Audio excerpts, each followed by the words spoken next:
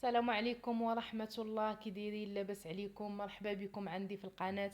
اليوم ان شاء الله غنوجدوا واحد الحريشات كيجيو زوينين وهشاش باللبن، كيجيو رائعين وكيوجدوا في رمشة عين، يعني الفطور ولا الكوتي راه في ساعة يوجدوا لينا. فعلى بركة الله ندوزو المقادير: كاس ديال اللبن ديال العنبة، وكاس ديال الزيت صغير، زلافه ديال السميده رقيقه مع معلقه ديال الكوك كبيره، معلقه ديال خميره الحلوى، 3 المعالق كبار ديال السكر سنيده، شويه الملح وشويه السميده اللي غنفندو فيها الحريشات ديالنا.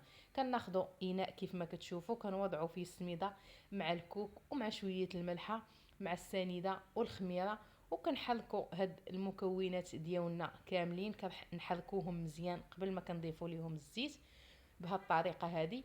من بعد راه كناخذوا ديك الزويته اللي عندنا وكنبسبسوا بها السميده ديالنا مزيان حتى كنحسوا بها ما بقات لينا حتى شي بلاصه اللي هي ناشفه، بهالطريقه هذه كيف ما كتشوفوا معايا. وكنضيفوا داك الكويس ديال اللبن اللي عندنا، كنضيفوا هذاك الكاس كامل. راه هذيك السميده ديالنا راها غادا تشرب لينا، واخا تبان لكم هكا مرخوفه راها غادا تشرب.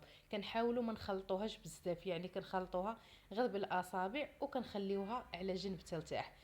من بعد كناخذوا مقله كنحطوها فوق من البوطه، ولكن قبل ما كنشعلوا عليها حتى كنكونوا بسبسنا هاد السميده هذه اللي كنا نقصنا بالزيت، عاد كنشعلوا على المقله ديالنا فكتكون المقله ثقيله. فانا هنا خديت يا اما هاد السيركل هو انا اللي كنخدم به، يا اما الا ما كانش هذاك السيركل ممكن نستعنوا بهاد الغلاقه اولا بهذيك الغلاقه اللي كتكون بيضاء، راه حتى هي كتخدم لينا لهاد الحريشات هادو. فكتكون طريقه عمليه وسهله. وكيف قلت لكم حتى هذاك السيركل عفوا راه كيجي مزيان، انا كنخدم به كيجيني زوين. فمن بعد ما كنكونوا ديجا مشعلين على المقله ديالنا على عافيه مهيله، فكنوضعوا الحريشات ديالنا كيف ما شفتوا.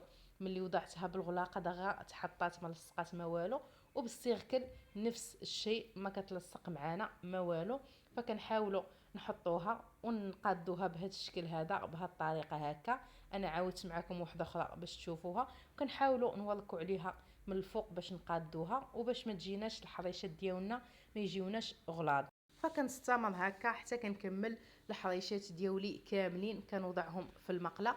وملي كنحطهم كاملين فكنزيد على المقله على عافيه متوسطه، وكنمشي لاول وحده حطيت وكنقلبها وكنحاول انني نورك عليها باش ملي طيب ليا طياب مقاد. يا اما نورك عليها بهاد السباتيل يا اما بايدي، وانا كندلج في الحريشات ديالي باش يطيبوا طياب متساوي وبهذا الشكل هذا. فكنستمر حتى كيطيبوا ليا الحريشات ديالي، واللي طابت راه كنديرها فوق منختها بهذه الطريقه راه غتشوفوها معايا، باش كتحاول انها تضغط على الاخرى حتى كنكملهم كاملين في الطياب.